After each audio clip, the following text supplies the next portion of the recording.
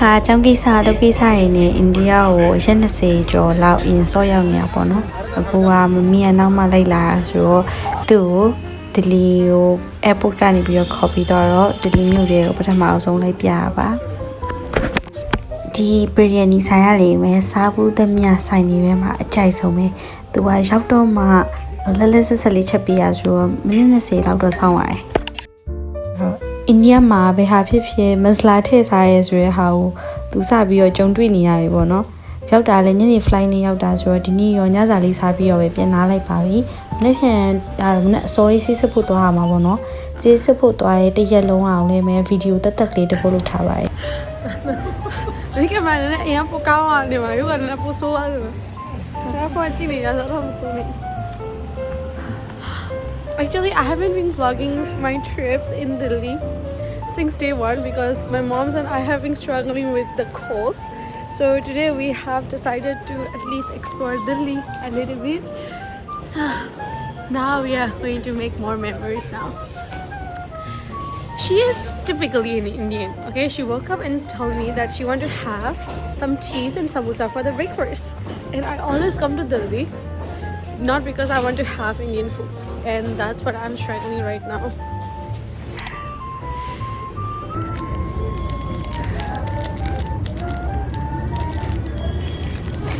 Jangan bimbing tau mah? Shopping mall. Shopping mall. Apa shopping mall? Sorry ya.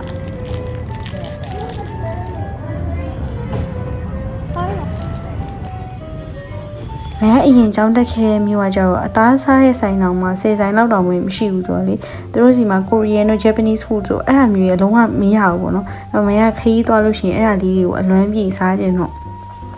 Indian food တွေကိုလုံးဝရှောင်နေမမီးချရလေ Indian အစားအသောက်ကိုအရင်ကြိုက်တဲ့သူအဲ့တော့ဒီလီမှာဘယ်ဆိုင်ကောင်းလဲလို့ပြောလို့ရှိရင်မမတော်တော်လေးကိုစဉ်းစားရတယ်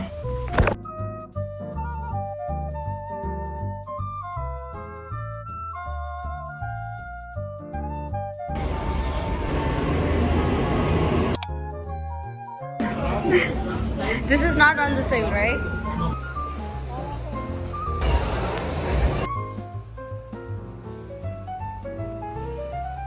India too, we are many now. In Lomba. That's all to eat again.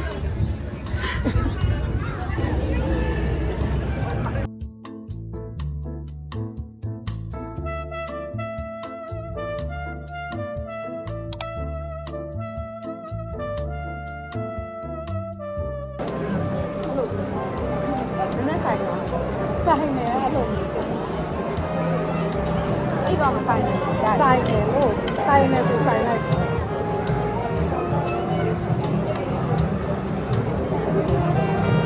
အိန္ဒိယမှာလေမယ်ဒီခောက်သွားတာစားတော့တည်းကနေကောင်းမိမယ်ရာသီဥတုအေးရောအစာမကြည်ဘဲနဲ့တစ်ခါဆိုရင်မစားနိုင်ဘူးပေါ့နော်အဲ့တော့ packing ပြန်ထုတ်ပြီးတော့ပြန်ပါပြီ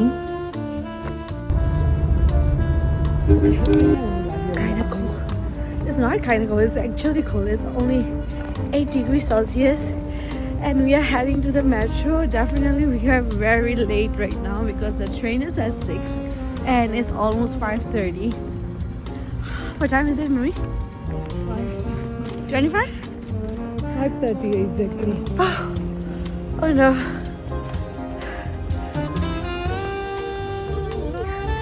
That's my takeout.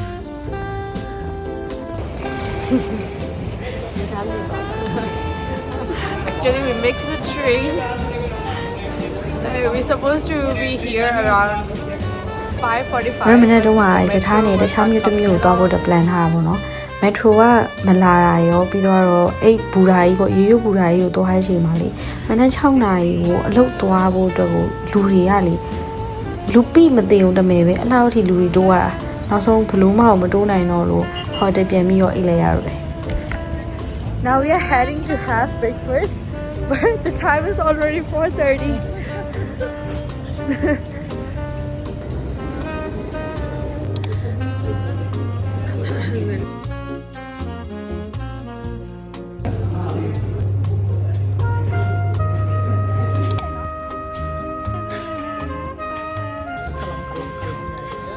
Tôi tên này nhanh vậy mà cái tên này nhanh vậy. Xuyên sao này.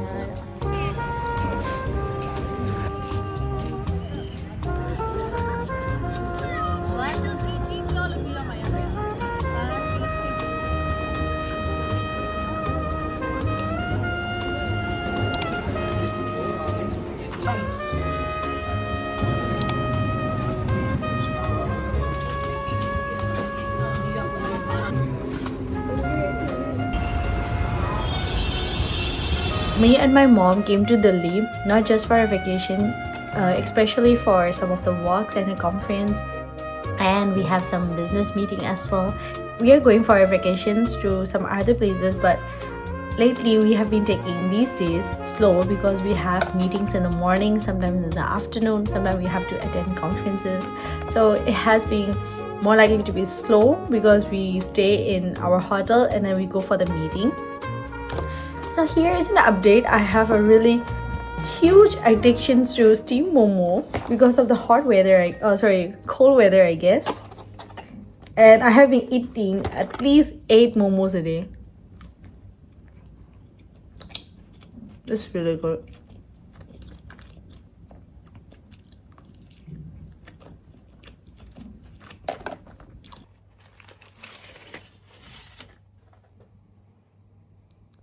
Spicy မထမ်းတဲ့ဆိုတော့ညဒီမုံအောင်ထဲတာ Hotel hotel ရဲ့ချက်တာလေးကိုအရင်သဘောကျလို့လေဒလီမှာနေခဲ့တဲ့နောက်ပိုင်းညရေတော်တော်များများတို့အခက်နဲ့မှာပဲမှာစားဖြစ်တော့တယ်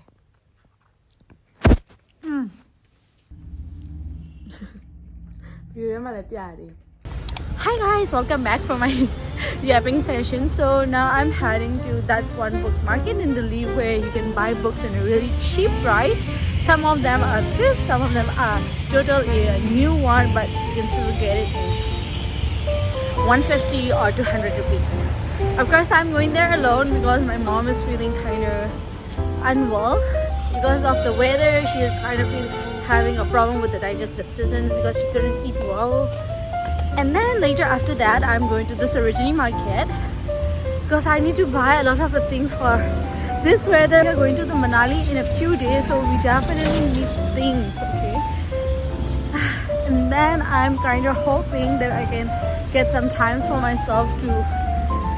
write some journaling because I have a lot of entries in my mind. And it was kind of hard for me to do the vlogging at the same time while I'm talking with my mom. I'm heading for the Sunday book market in Delhi. Today is Tuesday, I know, but I'm just hoping that it's open today because I will not be in Delhi on Sundays. I will be going to other cities, so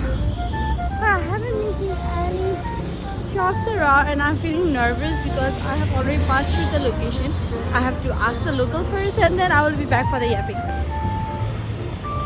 Unfortunately အဲ့နေရာက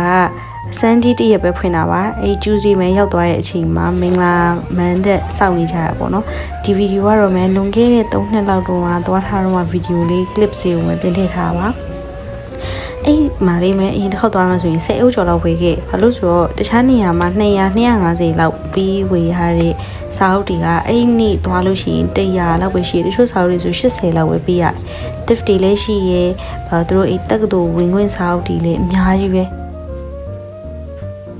ခဏနေရောပိုက်စားလာတဲ့ Burger King ကိုဝင်လိုက်တာ Burger King မှာသူက new menu အနေနဲ့ Korean sauce ဆိုပြီးတော့အဲ့ gochujang sauce နဲ့ပနီးနဲ့ burger လောက်ထားတော်တော်လေးစားကောင်းနေပြောမှဆိုလွန်ခဲ့တဲ့9ရက်လုံးဟဲ့မစလာကြီးအရန်စားထားတော့လေတော်တော်လေးအင်းနေရ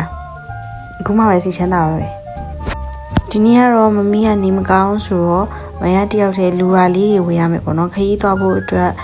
ရေခဲရည်ထဲမှာစီးရဖက်နဲ့လည်းမရှိဘူးမရပြောမှဆိုရန်ကုန်ကနေပြီးတော့အနွေးရည်ပိုင်းလေးတိတ်ပြီးယူမလာအောင်ဟိုကမရနောက်မနာလီနဲ့ရှမ်လာနဲ့သွားမှဆိုအနွေးရည်အရန်လိုရယ်မြန်မာပြည်ထဲတာတာကတော့မဝယ်စေးခံရတယ်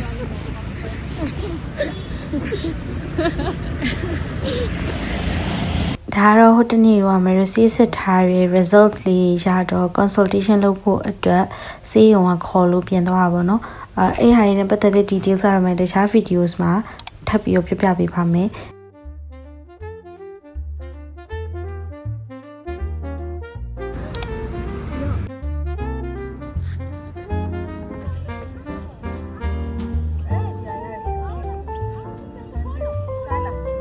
ဒီနေ့ကဒလီမှာနောက်ဆုံးညပါမနေ့ပြန်မနေ့ဆိုရင်ရှမနာမနာလီကိုတွားပါတော့မယ်ရှမနာမနာလီ vlog ကိုတော့မယ်တက်တပုတ်အနေနဲ့ထပ်တင်ပြီးပြီပေါ့နော်အရင်ကြိုက်လို့နောက်ထပ်ဗီဒီယိုမှာထပ်တွေ့ပါမယ် bye bye